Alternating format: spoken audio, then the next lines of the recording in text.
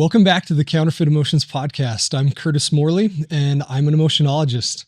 Thanks for joining me on this journey of authenticity to find the one emotion that can't be counterfeited, and that's peace. Today, get your Kleenex ready. We are going to have a really beautiful episode with my dear friend, Joe Tuia'ana. And Joe is the founder of the I Love You Bro project. And it's kind of got a fun name, but it's got an even more important story behind the name. We're going to dig into that. We're going to dig into what Joe focuses on is men's mental health and suicide prevention. And we're going to talk about how the different dyads of counterfeit emotions play into how we can help people get past suicidal ideation and live their most authentic, happy, healthy lives with peace. So, Joe, thanks for joining us. Oh, man, it's so awesome to be here. So awesome to be here, man. I love you, bro. I love always you, bro. Just good to see you, bro. Any chance I can. Podcast, lunch at Costa Vida, whatever it is. Yeah. Anytime I can spend with you is always going to be a pleasure, bro. Yeah, thank you. And Joe, you inspire me. You absolutely inspire me.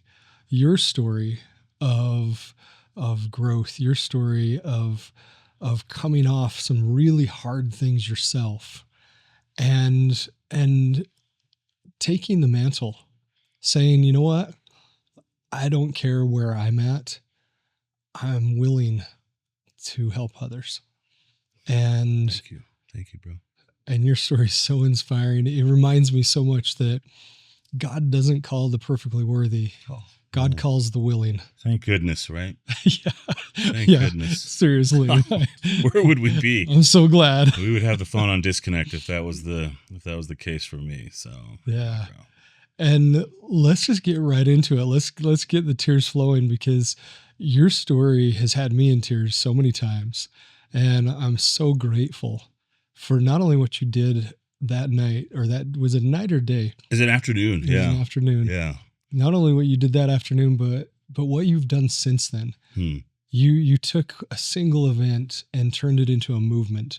And I am so grateful. Would you share your story? Absolutely.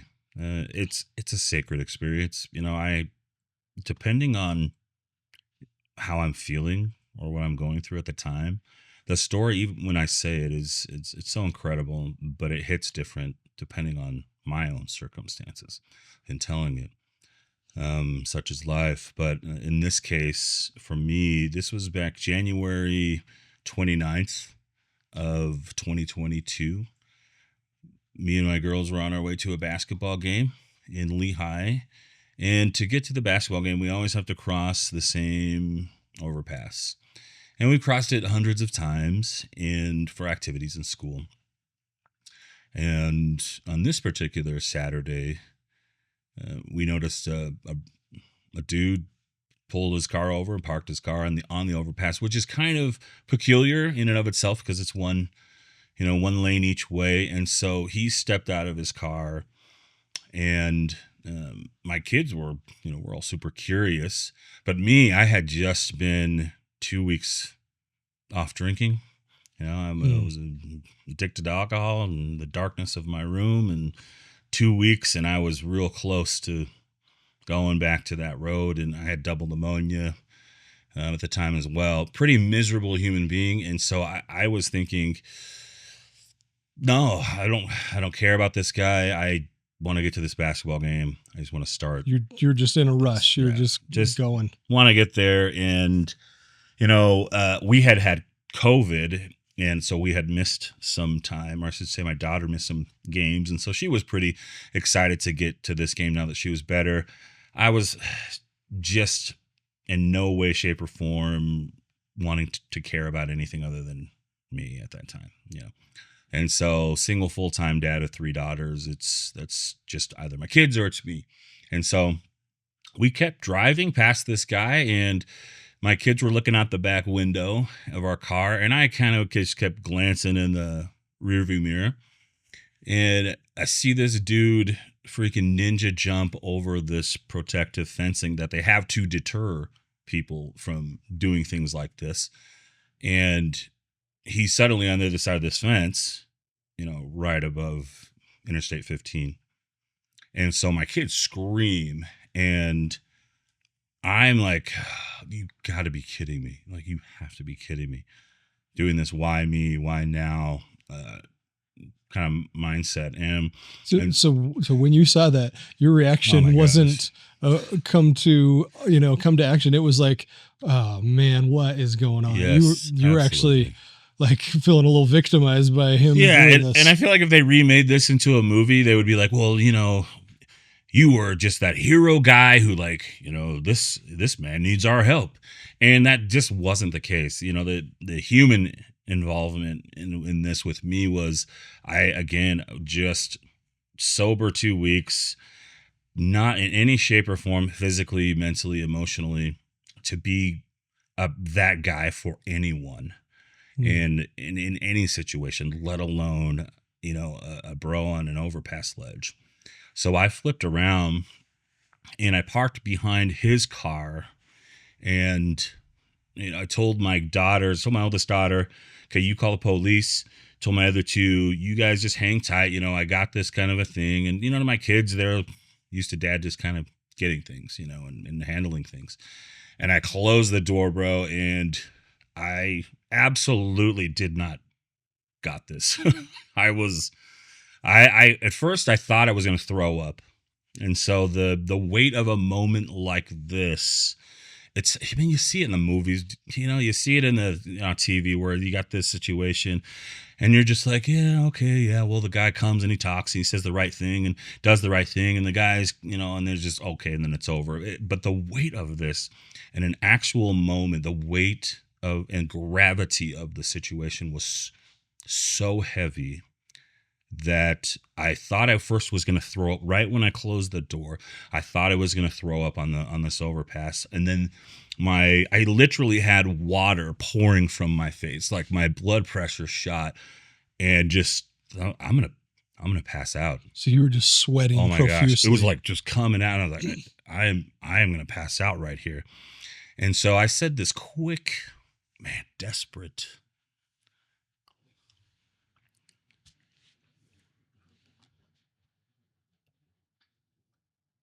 Short prayer. And I said, please, Jesus, please just let this guy know that he's loved. And it's not like, water turn into wine situation or, the Red Sea parting, but I had an extra measure of confidence. I was thinking, you are not good enough to do this. Like, who do you think you are? You can't even help yourself.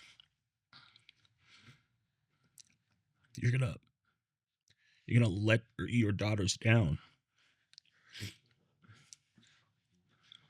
And so all of these thoughts, these loud thoughts, were strangling me. And after I said this prayer, I was like, oh, okay, take a deep breath. And then I was like, okay, I have to do this. Like, I have to show up for this guy and for my kids. And so I was thinking, and I'm 6'3", 300 plus pounds, big brown guy. And I thought, just by looking like me, being me, I could make this situation work. How can I make myself less intimidating and more inviting? And so I thought, a thought came to me that I should just open my arms to him, like I wanted to give him a hug.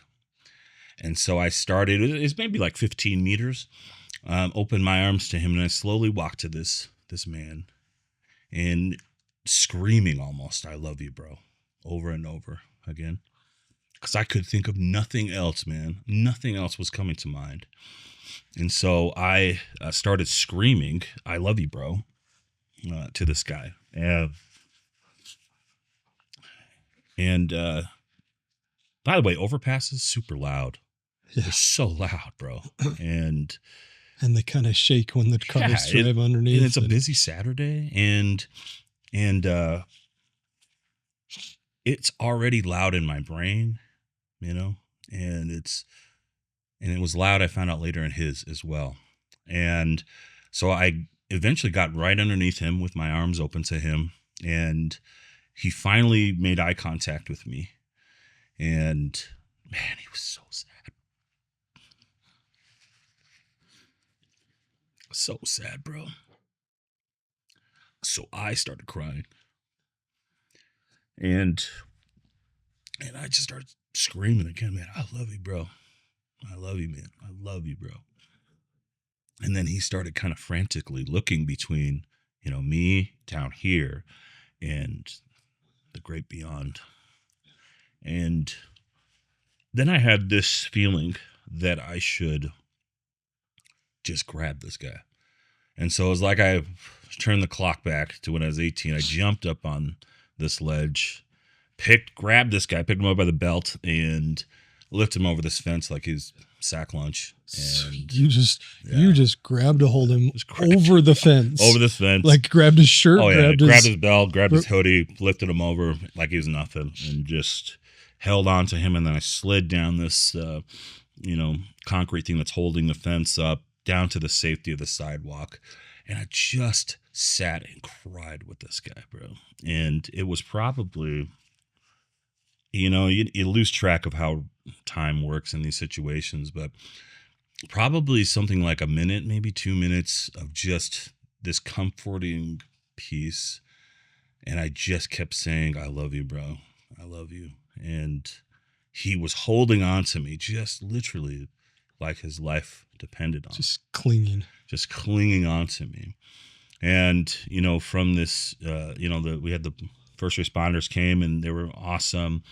All these people showed up, literally shutting down this overpass. And then society started showing up, bro. First guy who came, and I say this with all the love in my heart for society, but the first dude who showed up looked at Aaron, his name's Aaron, my new little brother from the ledge, literally looked at him and said, why would you want to do this? Oof. And then this other girl, this lady came right after and said, do you have kids? And he's crying with me and says, yes. And she said, what'd your kids think about this? Now, these are people that represent our community, represent a lot of society that they don't want to do harm. They're not trying to. They're trying to say the right thing. They just are only saying what has been regurgitated to them, from their parents and from their upbringing. And so all of this very shameful from a guy who literally just got off the ledge and is there still, here and here. And mentally and emotionally. My gosh, yeah. It was so heavy. And that comforting piece was fractured. It was gone. That we had together. And, he left and got the help he needed at the time. And then, man, my kids came out. Luckily, they had to peel me off the sidewalk. Whatever strength and confidence that God gave me at that point was removed from me, that I could barely limp back to my car. You were completely deleted. Oh, my gosh. Or depleted. Yeah. And emotionally, physically, in every way. And, I had all these people surrounding me. Oh, can I give you a hug? Oh, you're a hero. All this other, which is nice, but I wanted nothing to do with human beings, like talking or doing anything. And so I'm so thankful for my kids who were there to help me.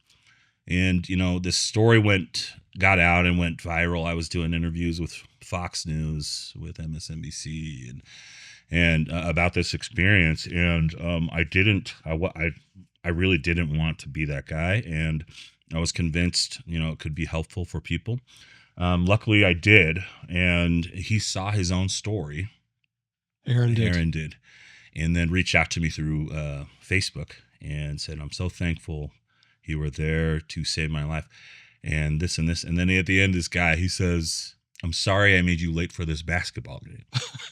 This guy. That's what Aaron said. Yeah, he says, I'm sorry that I made you late. And I'm reading this direct message, at 5 a.m. 4:30 just bawling, man, that I can't, because you hope they don't give you that information, and so, and I didn't ask for it, and so I would hoping at some point that I could reconnect with him, and so I invited him and his little son and his mom over to our house. We had this awesome dinner, and my kids are playing with his kid, and I'm just like, just tell me all about it, bro. Tell me all about it. And he talked for 2 hours, and he just represents a normal dude who just happened to have a terrible week, 3-4 days. Too big. All it takes is a couple big life changes for us men, where we really start questioning our value and what we offer. And it's been confirmed, through the data that I've collected with the I Love You Bro project. So I was simply Googling with him services that we could do together that, would help him. And so I'm like, man, what did you need that day? Tell me all about it. And he's like, I didn't have any connection. Had nobody I could trust that would judge me for what the thoughts and feelings I was having. And I didn't have any way to help myself, honestly.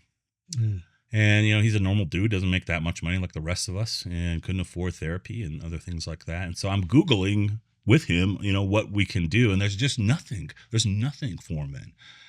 And so I'm thinking, I can do something. I can do something about this. So this is the part of your story that fascinates me, because you've shared so much with me, and I'm so grateful for you opening your heart to me. And this part of the story, it fascinates me that you went from being 2 weeks sober of alcohol to saying, I'm going to change the world. Like, that's a massive jump. That's going from a life of misery to a life of, I can make a difference in this world. I never thought of it that way, bro. The way you just worded that is beautiful. And I'm so, thank you. I've never think of it that way. And I should more. This same Google search I'm seeing, men are 80% of all suicides. 80. And I think we know suicide's a problem, but like Joe, average Joe on an overpass, and with Aaron, I'm thinking, well, yeah, it's a problem, but not my problem. And this overpass experience made it my problem. And so I'm thinking, what does Aaron need? What can I help him with? And so I thinking, well, he needs connection. He's told me that already. I think I can help with that. I'm pretty good with people. I'm loving. I have a go get it attitude. I think I can throw something together. Maybe I'll call a couple of my buddies and put it out there that I'm going to start this little meeting, and anyone who wants to come out, any bro that wants to come out can, who might be struggling or have the same thing, concerns Aaron has, could join us. And maybe we can all talk about it. And so I had a buddy who's been in my fantasy football league for the last, 16, 17 years. And I knew he was a therapist, a counselor, and I knew he had a clinic. So I called, he's the first dude I called, and I said, can you borrow the space to me so I can just have this little group? Oh man, that sounds awesome. And so I got key to the building, and I started this first group, and we had 4 dudes there. It was a little awkward, and just a guy. Was that Jason? Yeah, Jason. So ironically, Jason. It's another Jason. Oh, it's a different who Jason. I'll introduce you to sometime. He is awesome. They own New Beginnings Counseling Group. They have multiple locations, Utah County. Anyway, Jason came later. Clausen came later. But he said, "Yeah, go ahead. I got a key to the building. I have these dudes. Some of them my close buddies are just trying to support me." And then, after a couple weeks, it got to a point where it was very clear that Aaron's needs also are many other men's needs. And then we started having more and more guys attend as the word got out.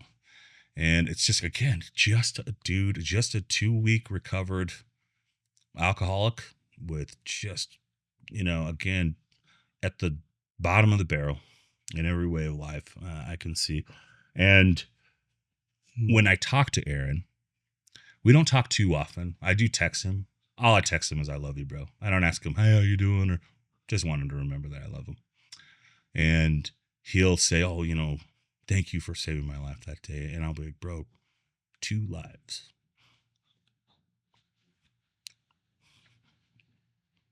2 lives were saved." And it was an absolute invitation for me to not just make a difference for Aaron, but that through the fire, through these challenges that I was experiencing, that I can become stronger, and that Aaron can become stronger, and that other men can become stronger. Other broken-hearted men like me who are out there can become stronger in their brokenness, their beautiful brokenness.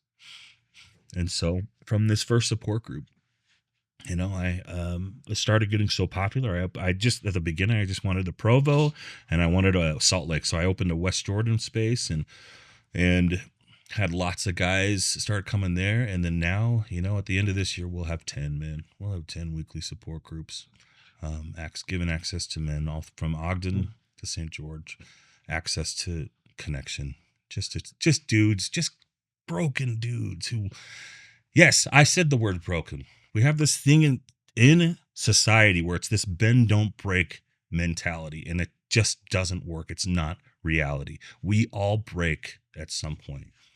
All of us. Accept it, okay? You don't have to stay that way. We're going to get stronger from our brokenness and better, more beautiful. If you look at the ground has to be broken to plant a seed.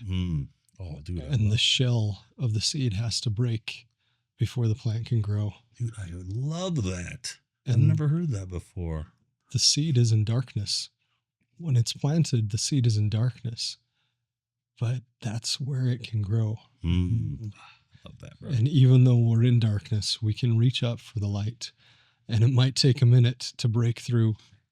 Then that ground is broken again for the seed to turn into a plant. And then wheat is broken to form bread. Oh, yes, I love that too. And bread is broken. Bread is broken, man. To remember. I love that, man. To remember our God and our Savior. I love that, bro. That's so freaking beautiful, dude. And he's asked. He's asked for us to have a broken heart. Not a bent heart. Not an okay heart, a broken heart to come to him. Yes. And I find every time my heart breaks like it's doing right now, is that what comes out is the tears. That's right, man. It's good. We have guys, a lot of us love men, we don't flex that muscle of, that vulnerability. A lot of guy, because I open up. I don't care where I'm at. I'm this guy all the time. I'm that "I love you, bro, Joe" everywhere I go. And we have guys in our support groups who never flex that muscle, and they wish they could. They wish they could actually cry. And my heart is with all of these guys who just have no way of, and I put it in perspective of my heart is just on fire and my eyeballs are just sweating. Those are some really good sweaty eyeballs. I got some sweaty eyeballs, bro. And I have, when I hear any guy, because when we start crying and showing vulnerability, whether it's good or whether it's, in a good situation or whether it's in a challenging situation, guys, what do they first do? First thing they do, "Oh, I'm sorry." They apologize for showing this vulnerability, which is a direct reflection of what society has expected of us. And the expectation was you temper that, you push it back down, We appreciate your feelings and that you're passionate about this, but let's skip to the next guy who's strong, who shows just like that Greek god statue. No tears on those, right? And so I love to be able to cry, like with you here. I think every conversation we have, we're teary eyed, bro. And those are the ones that really are impactful. And I think there are so many men who wish that they could have those conversations. Yeah. You know, you talk about Jason Clausen, our board clinician. When we first met for the very first time, we're in Costa Vida. Okay. And we're sharing each other just these stories, and we're just crying like this, you and I. We're showing all this wonderful emotion. And we had this table next to us full of these construction guys wearing these yellow, bright neon, vests. And big tough, the beards. Yeah, the beards. They're all on their phones, and they're not really talking a whole lot. I start noticing, because we're crying, we're talking, I don't care who's hearing me. And these guys keep on looking over, and Jason keeps on kind of like, yeah, these guys are interested in obviously in what we're talking about. And I was this close. I should have. I was like, man, why don't you guys just pull over the table and join this conversation, And that's kind of what our support groups are. The I Love You Bro Project is, we're just issuing invitations for you to come. We're an organization of invitation. And I would love to have you come out to our support group. I'd love to have you share. If not, just sit and listen and feel with us. But just come with us. Just start somewhere. And that's what we try to be practice fields for men to start sharing emotion. Yeah. Then hopefully they can start sharing it at home, and in other places, or on a podcast like this, or in the middle of a Costa Vida. That would be my goal. But instead, I have to have support groups at nighttime in these, these stigma-induced, dark corners where it's only for addicts and it's only for guys who beat their wives, or all of this false, false narrative of what a support group is. That's all it is. It is just a group, literally, of men who are coming together for the purpose of just supporting each other, just connection, validating, and then relating, connecting through mutual struggle and challenge. And then, you know what? Wow, I'm not freaking alone in this life. Yeah. I literally am not alone. The message always is, you're not alone. I don't connect with that message unless I'm a visual person. A lot of men are. I need to see that I'm not alone. When the guys come to our support groups, they see. I'm like, raise your hand if you've had a pornography addiction. I'm that guy. Mm-hmm. I have. Oh, yeah. And these guys are like, oh, yeah. I'm like, dude, who thought that you were alone in a pornography? And these guys are raising their hand. Everybody thinks they're alone. Absolutely. In their addictive behavior, in their not being able to express the fact that they have emotions. And men in particular, they suffer in silence. We suffer in silence. And I think it's when we have a group of guys, and it's so diverse and challenging personality that these guys have. So we have one guy who might be pornography. One guy might be just can't talk to his wife, but he's got a nice marriage. Another guy might be he's divorced and he's not able to see his kids. One after another. All of these diverse, just a catalog of challenges that men are feeling. The consistency is in a lot of these challenges that they feel like we feel we're just alone in that challenge. When we have a loved one pass away and we're in the middle, in the thick of grief, it's tunnel vision. Oh yeah. In these, when you went through your divorce, when we both went through our own divorces, all you can think is that divorce. All you can think and just feel is that divorce, that loss of life, that, addiction, whatever that is. It's tunnel vision to that thing. Yeah. And what I love about the support groups and having a support group mentality is that I have other people who can look peripherally for me, who can feel peripherally for me, who I am. Yes, I'm not alone, but then I can actually be with other bros who may not understand exactly what I'm going through, but damn, bro, they can really feel what I'm going through and be there with me. Like I'm on a freaking overpass and I need someone. Yeah. Oh, it's powerful. that guys can just sit and just be with each other and laugh together and cry together. Just be dudes. Just be average Joes for average bros. That's what we are. And so with everything with the I Love You Bro project, everything we do is based on what Aaron needed. And how that all played out is I just sat with him, told him I loved him, sat with him, and just cried with him. I didn't say everything's going to be all right. I didn't say, why would you do this? I just sat and cried with him. And I think the biggest thing with our society this day and with people, with talking about mental health, talking about emotions, is we're so particular on saying the right thing that we forget to create the right space. Go deeper on that. I have to, on that overpass. Yes, I love you, bro, was something he heard and that he could, that resonated with him. But the idea that there was a space on an overpass that I could create, that my vibe about me was this, had no words attached to it. This was the first thing that I did. And then I said, I love you, bro. And then guess what? It just happened to be what he needed to hear. Not to say that that would help everybody in that situation, but I think it's a freaking awesome place to start. Yeah. In anything, in any difficult conversation, start with that, bro. And if we can rewind to when you got out of the car and when you felt like throwing up and when you just were sweating profusely, your prayer wasn't save this man. Your prayer wasn't get him off the ledge. Your prayer wasn't, there were so many things you could have asked God for in that moment. The one thing you asked him for was that he could feel love. Yeah.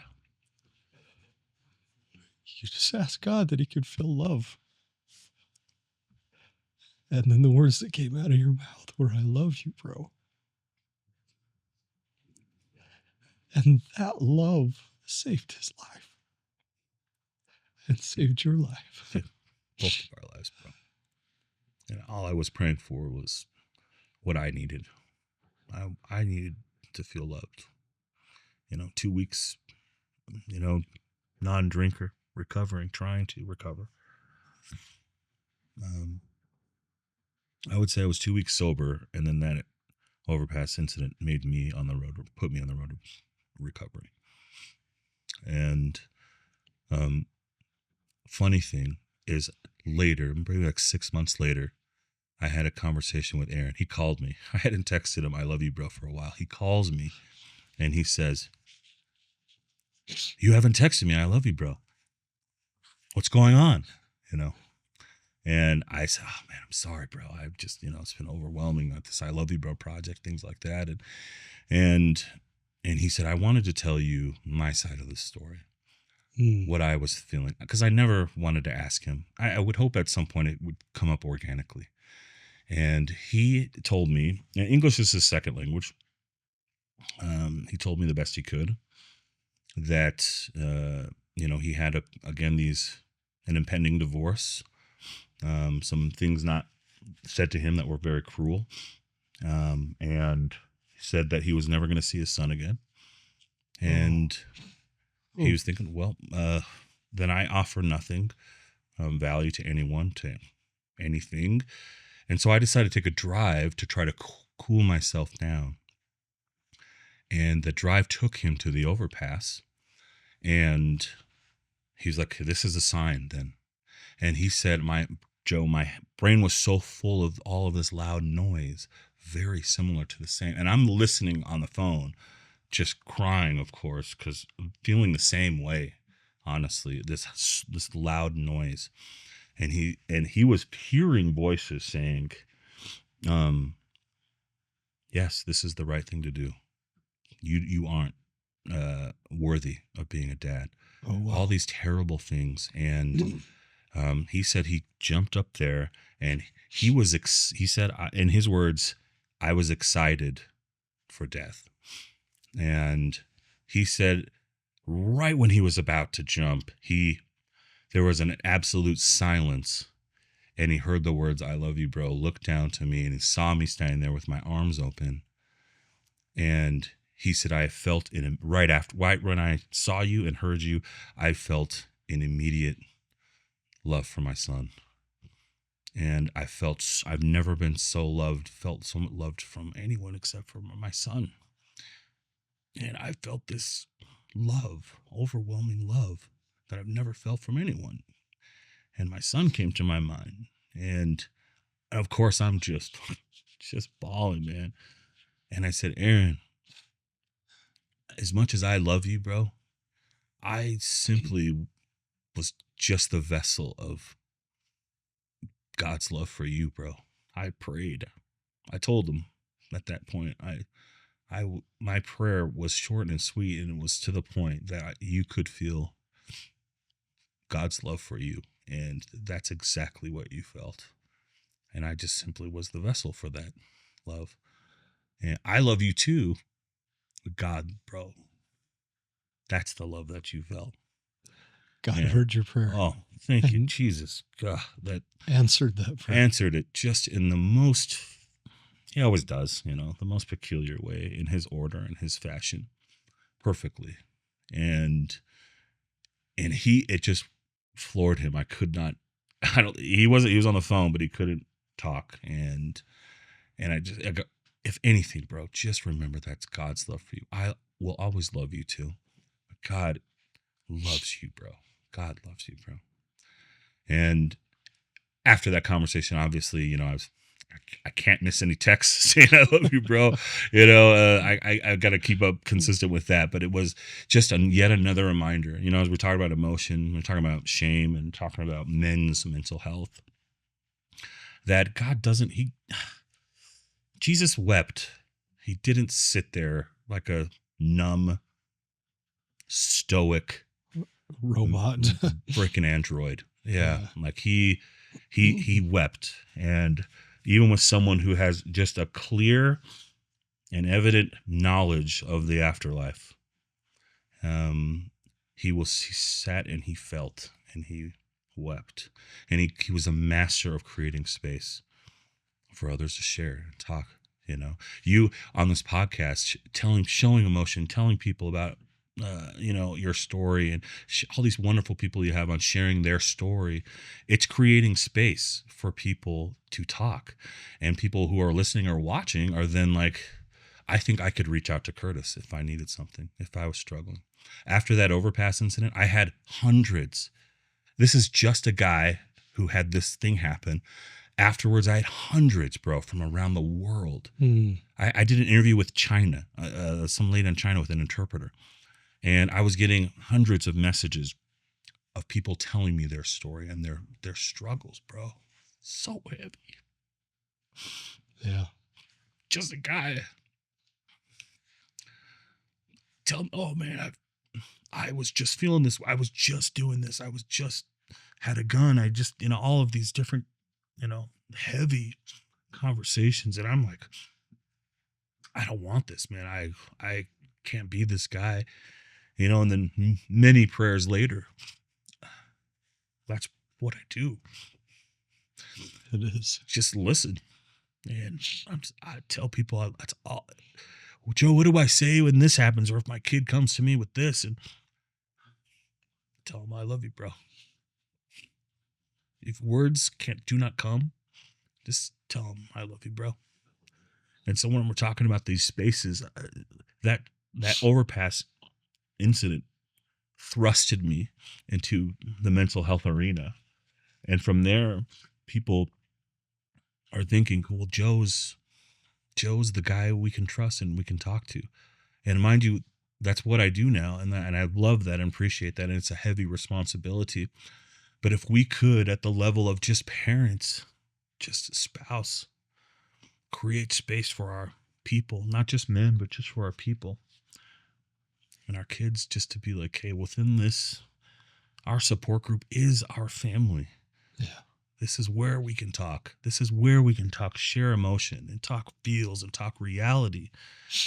And not just about the freaking, how's your day and how's school, just real talk. like I do in our support groups, man. Shouldn't it be in the family? Shouldn't that be who we should be being getting all the support from and supporting? You know, so It's getting here. ugh, And this idea of the broken heart, a broken heart, like the idea that we're broken, it actually has a few parts to it. Broken doesn't mean that we're bad. Broken doesn't mean that we're this horrible thing that can't be repaired. Broken means that we're vulnerable. Broken means we're humble. Broken means we've finally surrendered to God to be able to say, you know what? You're going to build a much better life than I am. Please start the demolition process because Seriously. I need a new wing to the house of my life. Oh my gosh, yeah. Please help me. And that might hurt a little bit, but when it does, I am surrendered. I am broken. I am vulnerable and surrendered to God. And that's what broken really means. Yeah. Broken means that we're ready to be rebuilt. Yeah. And like this idea that God doesn't choose the perfectly worthy, he chooses the willing. And Joe, that's exactly what I see in you is thank you, bro. He saw your heart. And in your heart, he saw love. And the willingness to stop your car when you're rushing to the game, turn around and do something that made you want to vomit. He saw the willingness in you. And I'm pretty sure he saw beyond that experience to today where you have 10 support groups that every single week help men break their hearts open and see that they're okay. They're okay in this human experience.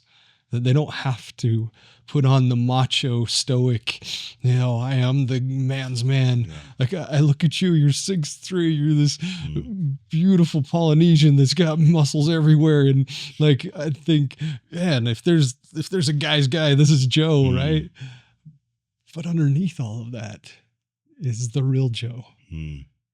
Underneath all of the tough exterior and the beard and the strength is the real strength. Oh, amen, bro. That's such a good word. Thank you, man. Those are beautiful words. And there are many of us who, it's kind of just the idea of, again, having a space to be vulnerable is it's detrimental in our society to not have just this space again where people can have difficult conversations. And I get it's hard and it's difficult. It's super uncomfortable. And men are only willing to get uncomfortable when it's, has to do with their job or their exercise, their workout or something. And it's the idea that we can get uncomfortable in many different other ways, man.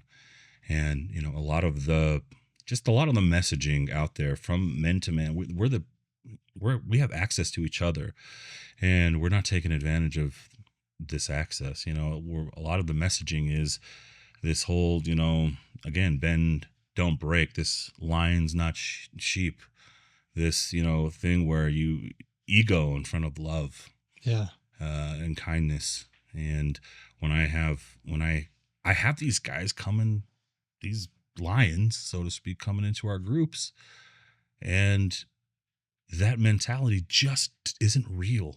There shouldn't be a life lived with that mentality, and there needs to be, obviously I get the messages, another one is, no one's coming to save you. And why would you say that? First of all, the message should be, we love you and we will race to help you. You have people who will race to help you. Sure, we're going to help relieve the burden. We're not going to take the whole burden, but isn't it the idea that let's lift together? Many hands make light work. We're so freaking quick to say that when we're cleaning up a church or cleaning up an event, but many hearts, make light work with these challenges. The emotional work. That's emotional work. That's uncomfortable. I get it, man. Yeah. You can be a lion here and a sheep here, man. You know, like, Yes. I would rather be a sheep following the Lord than a lion.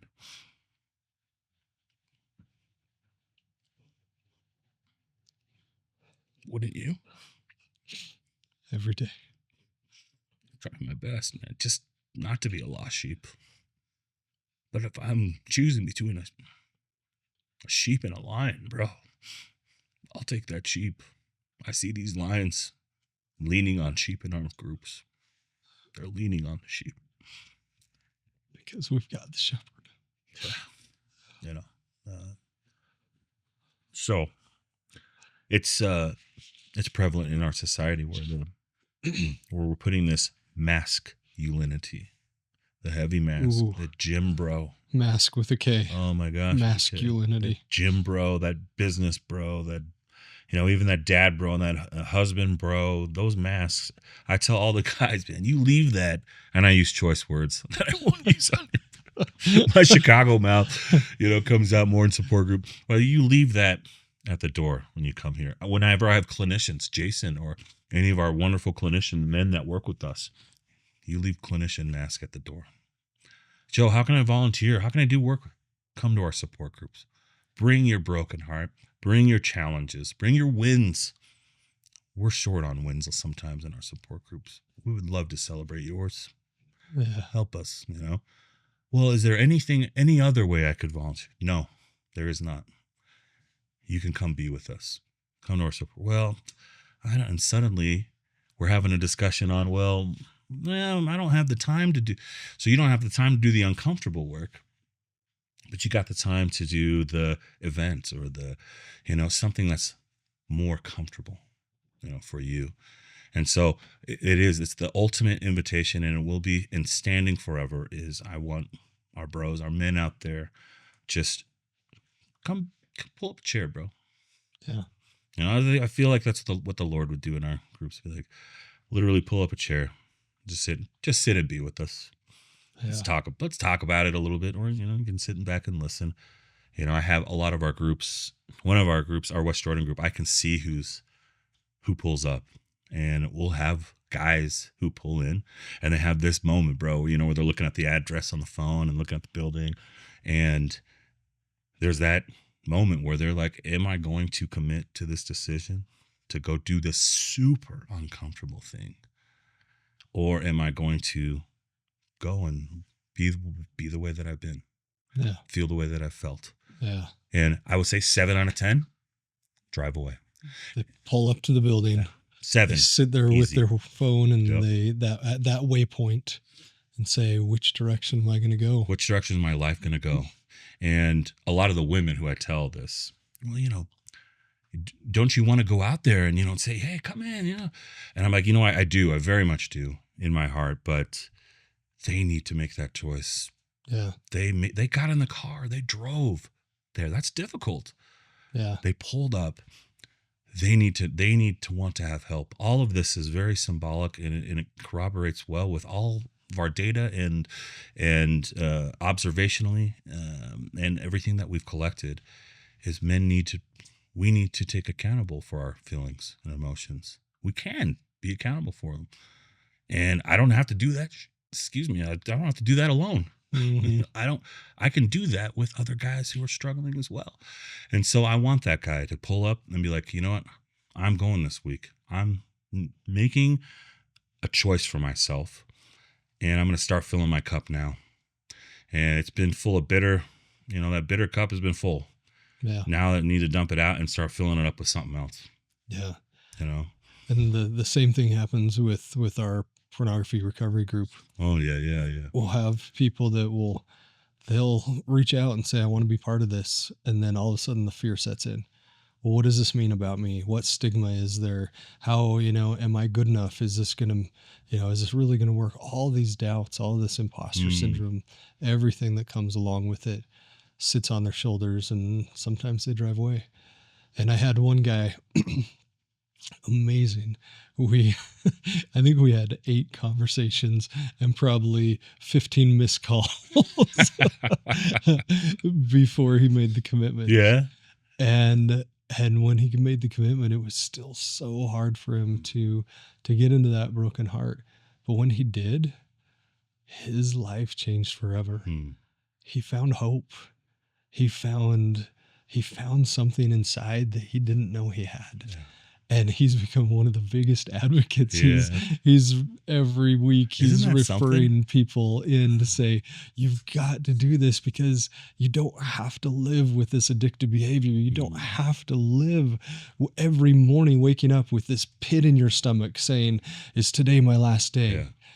And you look at the stats, like one of the reasons that I personally am so supportive of you and the program and everything you're doing is because you look at the stats, men that have addicted behavior are 6.5 times more likely, 650% more likely to take their lives.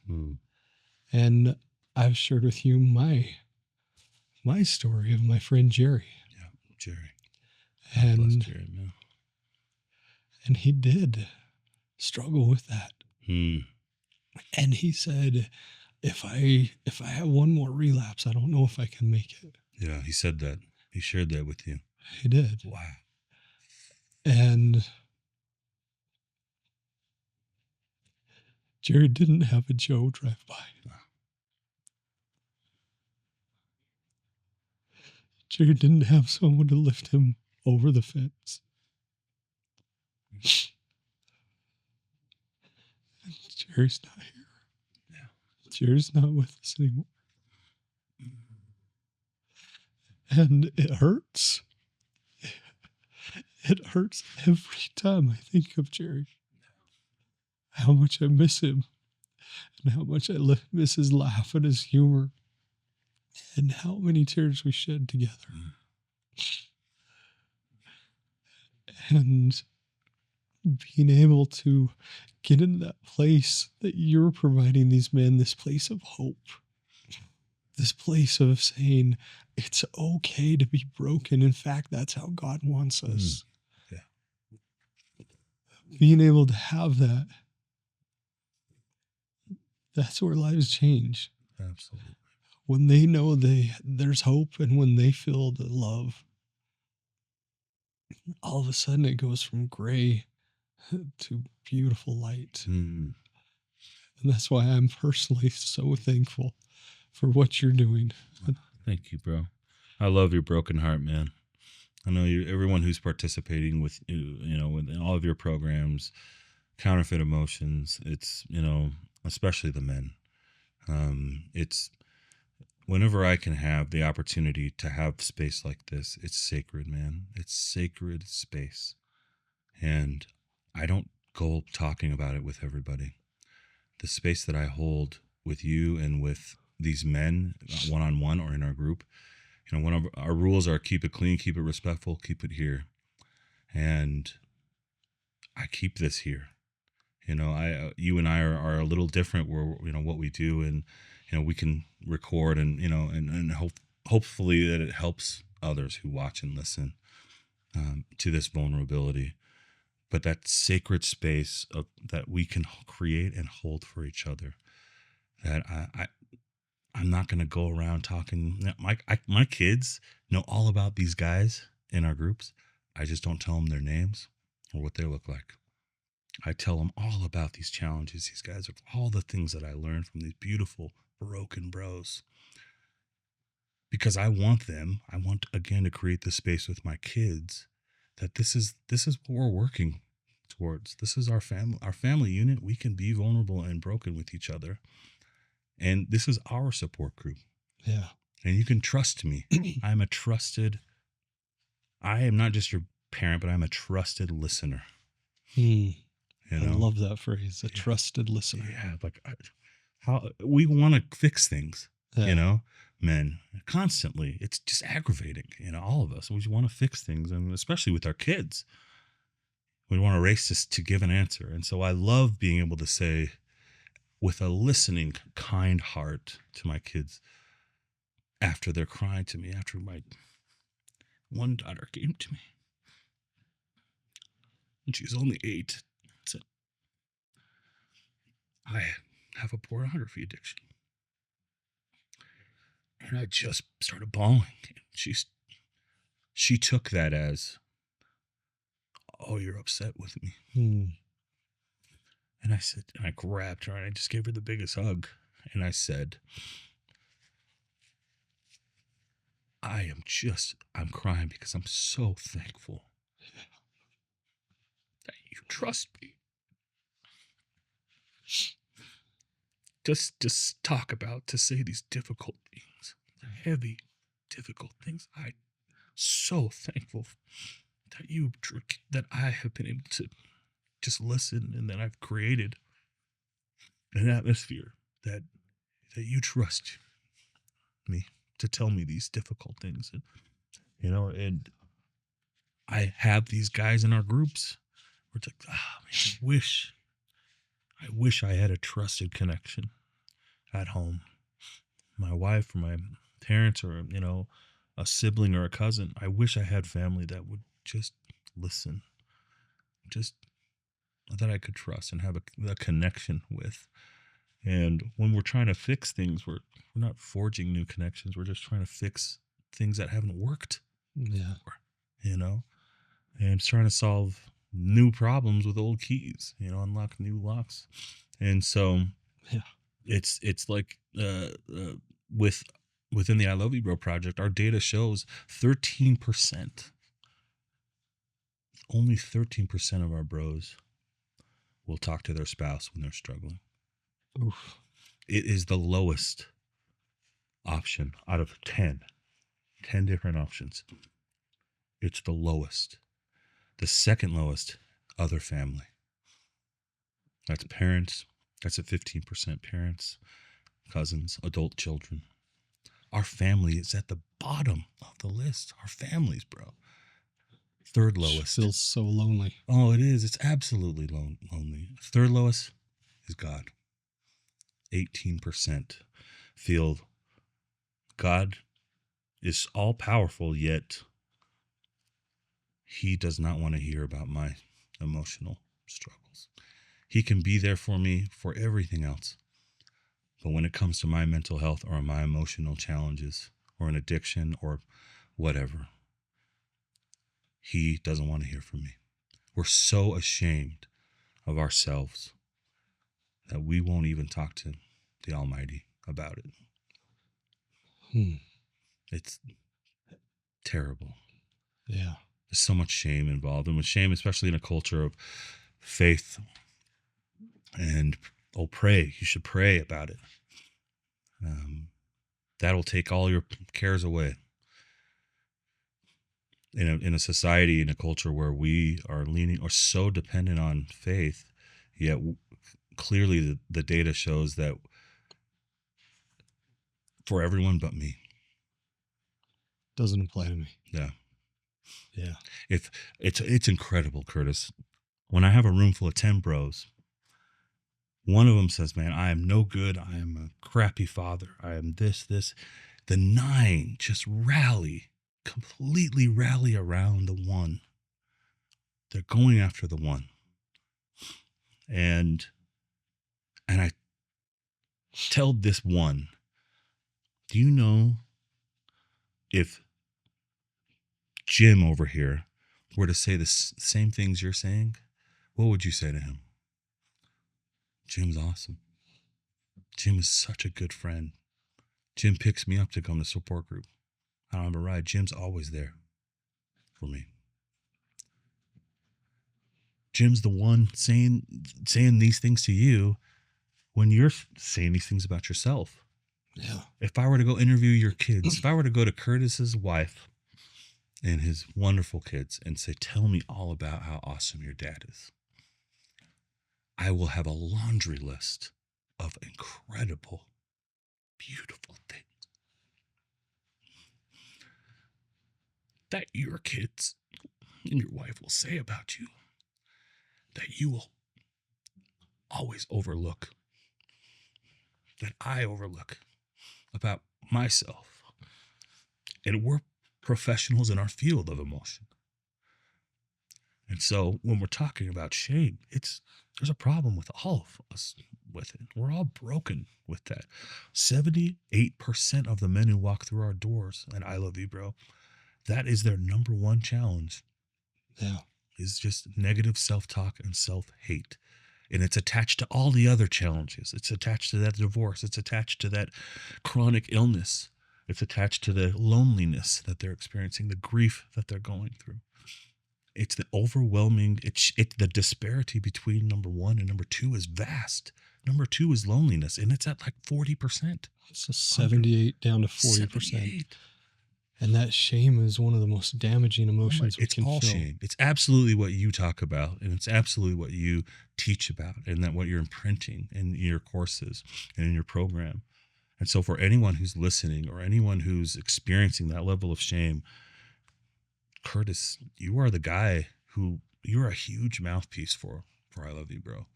When it comes to talking about this, the way we're looking at ourselves and the way we're viewing ourselves. I don't believe in a God who thinks that I'm crappy because of some challenges I'm facing and thinks less of me and loves me less because I had an argument with my kid and I said the wrong thing. Or, that's not the God I believe in. That is not God. That's not the God that exists. No. We shortchange him and his love and in every aspect of his power. That in his ear, his listening, trustful ear, his kindness. And I think for any people who are listening, who are struggling, I think we all have an especially men, attachment to that shame of that I'm bad because of this. That guilt versus shame. And if you look at the emotional spectrum, shame and apathy are the very bottom. The very last emotion someone will feel before committing suicide is shame and apathy. The very lowest. And apathy is the opposite of hope. Oh, man, and shame is the counterfeit of guilt. And Brené Brown, as well as the University of Oslo out of Sweden, they both did similar studies around this idea. And if you go back in history, if you go back and look at research, almost every study for the last 100 years say the guilt/shame study. They push them together. That's how good shame is at counterfeiting guilt. But these two studies, they said, let's separate the two. Let's separate shame and guilt, and let's look at the effects. And they show that shame is a direct path into suicide, into bullying, into addictive behavior. Everything. It is the path directly in. But then they flipped it. They flipped the study and they said, okay, let's look at guilt. What happens with guilt? Guilt says, I'm responsible. I'm accountable for my actions, and I did something that hurt you. And because of that, I did something wrong versus I am wrong. I made a mistake instead of my existence on earth is a mistake and I need to delete my existence because I am a mistake. That's the difference between guilt and shame, and being able to help people feel that guilt is okay. It's not just okay. It's beautiful. It's important. It's necessary in our lives. That's when men, they say, okay, I don't have to associate my identity with an action. Yes. I can say this action here, that's something that can be repaired. My identity, which there's only one real identity, and that's being a child of our Creator, a child of God. Well, once we realize that, then we can have that hope. We can have that deep inside of us that will sustain us and create a beautiful life.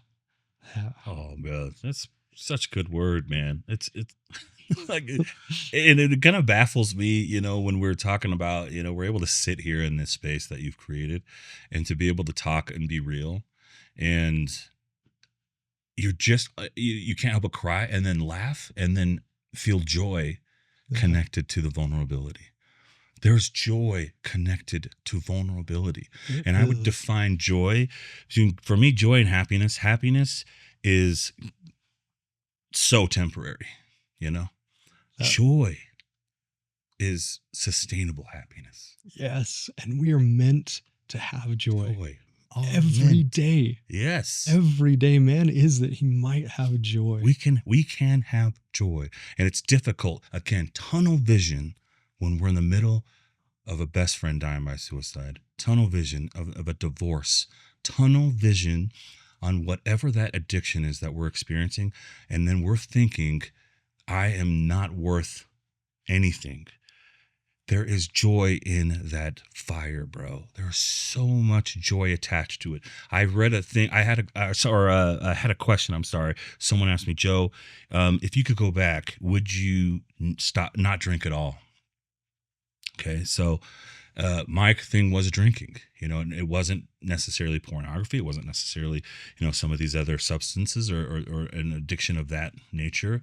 But it had me thinking, okay, would I go back and change that Joe, tell him, no, bro, stay away from this alcohol.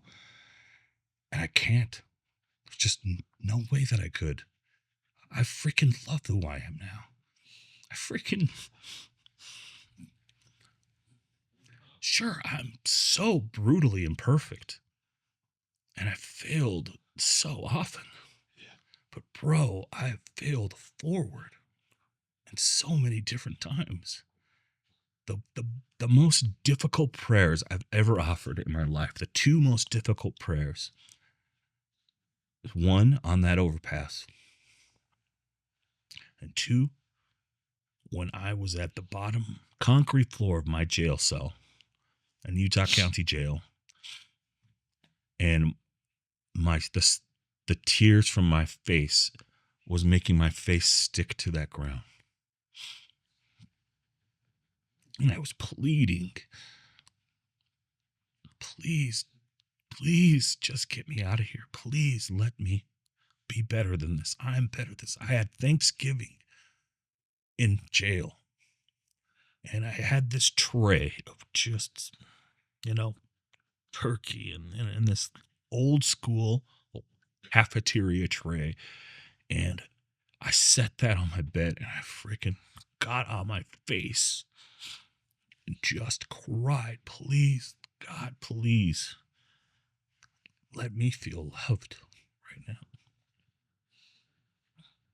I'm the worst parent, the worst dad. I'm just terrible. And that prayer, bro, I remember just finally sitting up after minutes of being on this floor. And I remember sitting up and my face sticking to the ground next to this metal toilet, feeling like, okay, I'm better than this. I am better than this. God knows I am. God loves me how I am now. And he's with me to get better and to be better. And I sat up and I started eating this Thanksgiving on this freaking tray. And that next day, I got out and I made a promise that I'm never coming back here ever again. I will never let my emotions overwhelm me to the point where I cannot control myself and my addictions to not get me to a point where I'm coming back here ever. I'm never coming back here ever again. And I think what resonates that story, a lot of people don't go to jail, and that's great. I needed to go to jail. Mm-hmm. I needed to be there. Wow. I was guilty of doing things. I needed to feel guilt. It was required. And then I needed that experience. And then now Joe now is so much stronger. And it's, again, so easy to say, hindsight. Yes, I needed to be there on that freaking cement floor. But I'll tell you, for anyone who's in that tunnel vision, like, this is who I am now. That's all I see. And that's all I feel is this addiction or this whatever, this challenge, this divorce, this I cannot see my kids. I'm so lonely. We're tunnel vision, bro. And I promise you, you keep showing up for yourself. You keep putting in the work for yourself. You keep showing up, and miracles will freaking happen, man. Miracles happen. Acknowledge, recognize that you got emotion. Own that. Own your freaking emotions. Yeah. Own it. Own your freaking own that pornography addiction. Own it. How do I own it? Acknowledge that you freaking have a pornography addiction. Acknowledge that you got a problem drinking. Acknowledge that you probably shouldn't have, smacked your kid. Or acknowledge whatever that thing is. Own it. Okay? From there, let's do some work. Let's do some work. Bro, you're surrounded by people who will put in work with you. You are not alone, man. And I say that, and you're not alone. But reality is, like I said, raise your hand if you've had a problem with this. Everybody around here is going to raise their freaking hand. Yeah. We're all struggling, bro. Dude, own it. Let's put in some work together, bros. Yeah. Serious. Let's trade our shame for shovels. Yeah. Oh, man. Yeah, I love that. I'm stealing that. Probably going to be saying that in group tonight. Let's dig. Let's dig into this. Dig into it, bro. Graveyard of our soul, and let's pull those skeletons out. And let's not leave them in anymore. Oh, no, man. You're planting seeds of this. The seeds of this nature brings you a harvest of freaking misery. Yeah. No one wants that harvest, bro. Yeah. Promise you, man. You may not have a harvest for a while, but we'll put in like the shovels, dude. I will put in the work with you. Your loved ones, our loved ones, they want to help us. They will race to be with us. Yeah. Race to, and especially the Lord, bro. The Lord has experienced, believe it or not, suicide ideation. We think, the Lord is he's only felt my this, and this. He has experienced suicide ideation. He's experienced it. He's felt it. All of it. All of it. And if he's felt that, bro, then you're a freaking human being. That's Jesus over there. Yeah. You own it, bro. I suffer from some suicide ideation. I hate the way it makes me feel. I struggle with it. But I don't have to struggle alone. Yeah. I don't have to struggle alone. No one has to struggle alone. And that is the I love you, bro, way. Yeah. Bro, come struggle with us then. Let's struggle together. Let's struggle together, man. Let's do it. This is freaking life, bro. Let's just struggle together, man. That's why I'm so honored that we can offer a scholarship to. Oh my gosh, it's so awesome. To every single time we do a pornography recovery program, we're giving a scholarship to one of the men in the I Love You. Can I talk about that really quick? Yeah. So we had a bro who is just the salt of the earth, and he's been with me since opening game night, bro.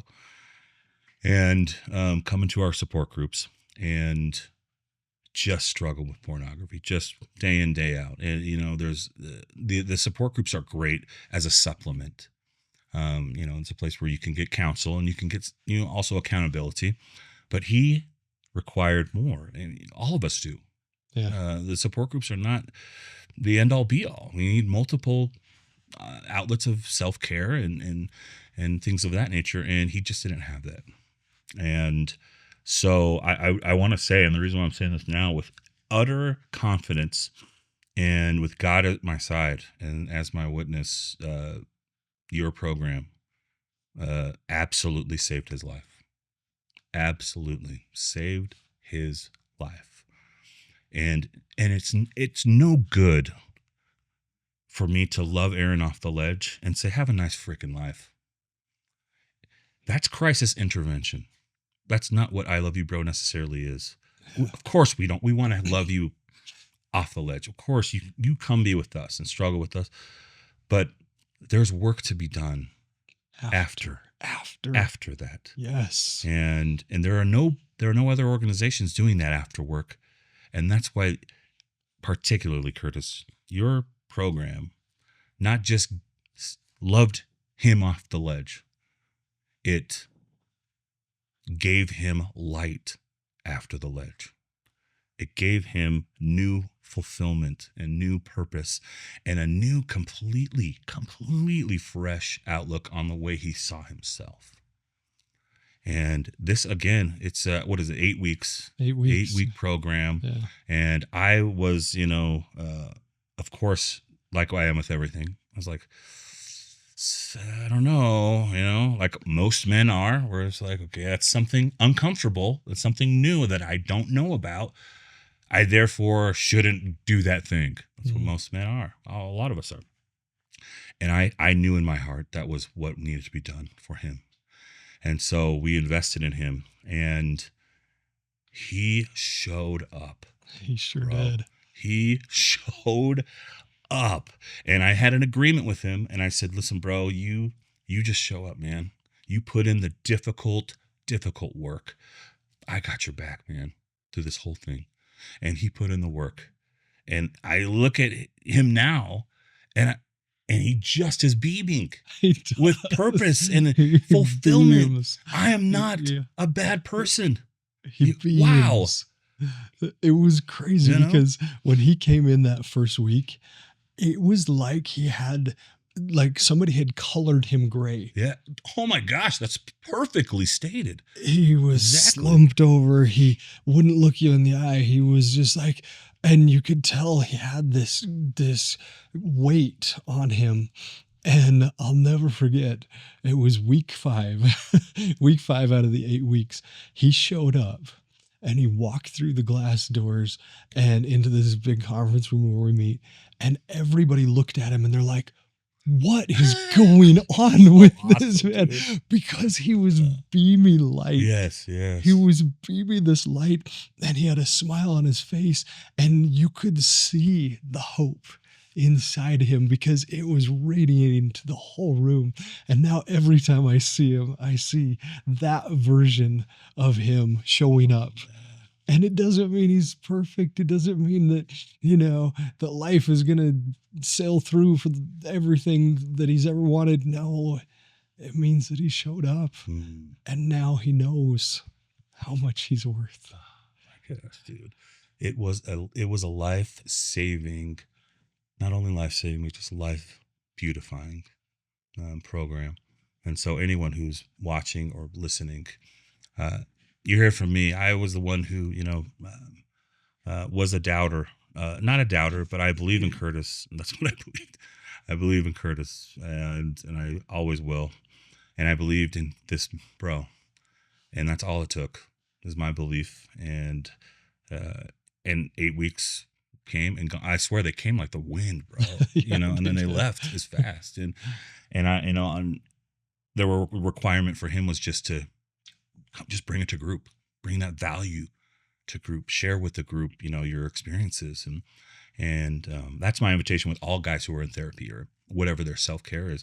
Bring it to group, share with us so we can all, again, have sharing wins and celebrating with each other. And he kept bringing it to group, and it was just beautifying the group exponentially, because you're seeing these guys who are, again, struggling with diverse challenges themselves, but are rallying around the one. Yeah. They knew the one. They knew his struggle was pornography. He was open with it. He acknowledged it. He owned it. And through that ownership, he started a firm freaking yellow brick road of recovery for himself, man. I'm telling you. And it was your program that really helped guide him through. He still put in the work. Yeah. It's not like the program's hey, And it is a lot of work. You put it, beautiful oh my gosh, work. Yeah. I went to the one group, the one opening, because we had another group at the same time, or I would have loved to come to all of them. But just the one, I could tell, just the demeanor of the guys, it was the first one, that there was this discolor. I think of that one movie. Remember that one 90s movie? Oh my gosh, I can't remember. Oh. Remember they go from black and white yes. to color? Yes. And my kid loves that movie too. I can't remember the name, but anyway, Jeff Daniels is in. I can tell you all the actors in it, but there's the movie's about how they're all in black and white, and then they become colored as they start experiencing emotion and start experiencing and owning these things, challenges. And it's soon enough, all of these things go from black and white to color. And I saw a lot of black and white, in the room, and by the end of it, of course, I didn't see the other bros who were participating in those 8 weeks, but Andy, And that's when um, I knew he needed to be a leader with us. And I was one of our biggest leaders in all of I Love You, Bro. So amazing. I love him. He'll be the first one to tell you how much, the first one in front of me, how beautiful and amazing your program is. And so it is absolutely an investment in someone's life. Your program, bro. Can I say? And we will, as long as we do this, we are going to, every single cohort, we're going to offer at no cost. Man, that's so awesome to one of the bros. And if you're watching this right now, then join I Love You Bro. Go to the groups, feel the support. And if you're struggling with pornography, then ask Joe. Then say, hey, Joe, can I apply for this scholarship? Because we're going to do it every single cohort. Every 8 weeks we do this. There will be an I Love You Bro man in our cohort, because so freaking awesome. This is what it's all about. That's what it's all about, man. And there's no coincidences. There's only connections. And God has a way. Whether you believe in him or not, he believes in you. Amen. And whatever that plan is laid out in front of you, it's never straight. It's always freaking up and down. And sometimes I'm crawling and sometimes I'm freaking moonwalking, But the idea is that I'm failing forward, man. And part of that failure is just like, I'm owning these things. I'm owning these emotions. And I can talk about them, man. I can talk about them. And I'm still loved for it. I'm still Joe, man. I'm still the tough guy. I'm still the, of course I still got temptations. I still got that nagging thing. Joe, man. Oh, couldn't you use a drink right now? What would make this better is another drink, and if whether it's pornography or whether it's drinking alcohol or whatever that addiction is, it's, that's in our groups, we call them jackass thoughts. I used to call them with my kids growing up. We used to call them donkey thoughts whenever we talk, or donkey talk. If we would talk bad about ourselves, those aren't us. Those are coming from somewhere else that is aligned to us, our brains, Satan, whatever you want to think. And to be able to say, okay, I acknowledge that this is a jackass thought, that I am still good enough. I'm just going to go ahead and discard that. I'm not going to believe that right now. I know it's there, and I know it's a demon of mine, but frick, bro, I'm going to put a leash around that demon and demons, and that demon's going to frickin' pull my wagon. And I'm going to promote it. I'm going to say, I am, man. I'm a struggling alcoholic sometimes. I get temptations. I am on the road to recovery, and I am broken. And I will freaking have those demons pull my wagon as long as I live. I acknowledge them. They're there. They're jackasses, but they got leashes, or I control them now. Being able to go from sobriety to recovery, because sobriety is the counterfeit of recovery, bro. And we all know that. I would go through times where I was sober, and there's even the word sober. When you kind of dissect the word sober to recover, like if I feel I'm sober, I feel like I'm just waiting for the next drink. Well, the Latin base of the word sober comes from sobrius, which actually means... Of course you know that. Oh, man. I love that. Which actually means not drunk, ... at the moment. Does it really? Sober, by definition, says I'm not drunk at the moment. I would have no idea. And if you look at sobriety is the time between relapses, meaning there's one here and one here. That's what sobriety is. But if you look at the word recovery and you scrape away a couple letters here and a couple letters there, inside of recovery is the word over. And that's where you find peace. That's where you find peace, because it means a return to healing. A return to wholeness. That's what recovery means. That is recovery, bro. A return to health. It's not white knuckling and waiting and waiting and waiting. Sobriety says how long. recovery says how deep. Mhm. Am I going to get my shovel out? I'm going to dig. Ooh, That's what recovery is. that is awesome, dude. You were just preaching right there, bro. That was good word, man. I'll tell you, and it does. I mean, it feels the difference between me. I mean, just me saying, just again, messaging is important. Yeah. Just saying, I'm recovered. I am on the road of recovery. Yeah. Versus I am the road of sobriety. There's an attachment to that word sobriety that makes me feel, as you know, being an alcoholic, makes me feel like I'm just waiting it out. Yes. I'm going as long as possible. My mom would say, when she was a smoker, she would say, she would quit smoking and then maybe a year later, 6 months later, start smoking again. And she's like, so I quit before, but then you're like, did you really quit? The thought that comes right. Have I quit? Mm-hmm. I just picked it back up again. Recovery, like a recovering smoker, to me is someone who acknowledged and owned that they had a problem smoking. She owned it. She's been smoke free for years now. But I feel like my mom at that point, she owned the fact that I can't just be the sober smoker like this who just quits and then starts again, quits and starts again. But she actually was able to be like, okay, well, this is what's happening. This is what's not working. And mind you, we know what's not working for us for these addictions, And then she owned it, and she was able to get on the road of a recovering smoker. We're thinking of this recovery thing again, stigma, bro, around these words. Yeah. Like, support, recovery. There's something wrong with it. Put me on that road to recovery any day, and I will be the first one to promote it. Come join me on the road of recovery. Seriously. Yeah. I don't know. It's just me. I'll own that, man. So beautiful. I'll just own that thing. Own your freaking cracks, man. That's the only way the light gets in. It's through the cracks. It's through the cracks. Right? So why not have a broken heart? And why not just accept it?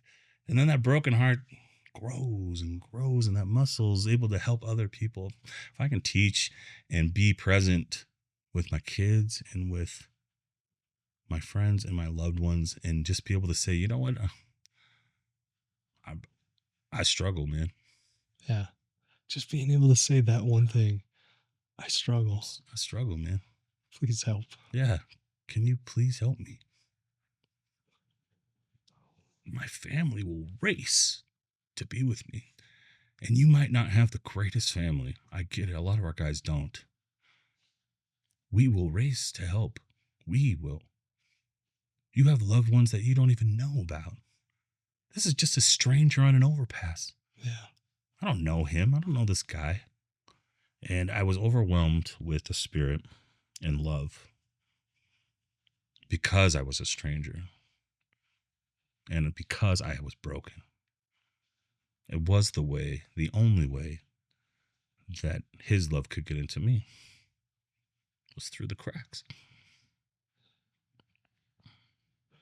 This may sound wrong, but I want to thank Aaron. Aaron, if you're watching this, man. Thank you, bro. Thank you for helping Joe become this Joe. I love you, man. Love you, bro. I'll always be in his debt. And it's a debt that an obligation. That debt on that day is now an obligation through the I Love You Bro project, where there's so many Aarons out there. There's so many of us just struggling. And it's not like we want to remove the struggle. That's not the point. The point is that I can struggle, I can own it, and then I don't need to struggle alone. Yeah. I don't need to struggle alone, bro. There's no need to struggle in silence. I'm worth every ounce of help that people are offering. You are worth every ounce of help that people are wanting to offer you, that will race to give you every ounce. You are worth it. You are always worth it. Always. Bottom of the barrel or high shelf item. You are always worth it. And you are worth reaching for yourself. You are worth reaching out for help. And I know you know this. There's only one emotion that can't be counterfeited, and that's peace. Absolutely. And the peace I felt today, the peace I felt with my broken heart and your broken heart, is tremendous.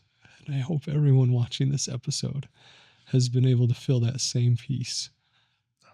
For you, for Joe, for this big, beautiful man sitting here having this conversation with me. Where do you find peace? Where do you find peace? That's a beautiful question. And I think some days it changes. For me, the peace that I find is in God, is knowing that someone is always looking out for me. It's knowing with a knowledge. Like it takes time to get a knowledge of anything, and it takes a lot of work to get a knowledge of anything. But I find my peace in the knowledge that God loves me and that I am His son. Every other bit of peace and joy comes from that knowledge. Everything else, every broken heart that I've felt, and every challenge that I've intercepted along the way, it's the peace of that knowledge, that truly everything else comes from there. Everything else from in my life, my freaking beautiful kids, all of my men in the I Love You Bro project.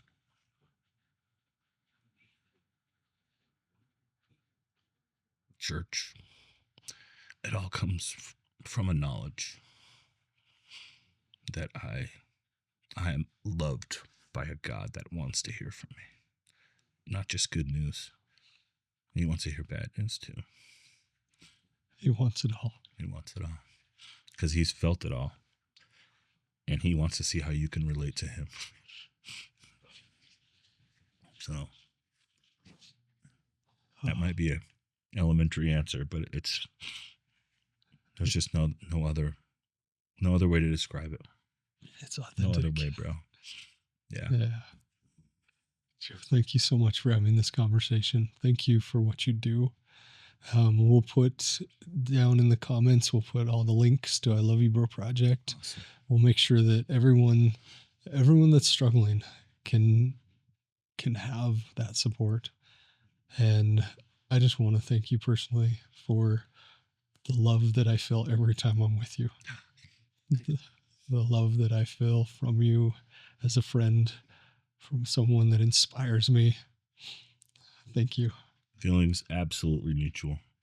I'm one of your biggest fans, bro. Always will be. Thanks, I got Joe. you, man. I got you always. Thank you. I hope you have an amazing week this week. I hope you can feel the joy and peace that you felt over this last hour. And if you are struggling, if you're struggling right now, reach out to those that are there for you. If you need someone, there's the hotline, the 899 988, yeah. or excuse me, 988. There's the hotline, the 988. Reach out. If you're struggling, if you know someone that's struggling, I challenge you right now to spend 2 minutes. That's it. Just 2 minutes. And ask God, ask your heart, who in your life is struggling? Because the statistics are overwhelming of how many people are. Ask yourself who is struggling and pick up your phone and make a call. Drive to their house, text them, just tell them you love them. Because that one action can save lives. Amen. Thanks. Love you, bros. Love you, bro. I love you, Joe. Man. Awesome, bro.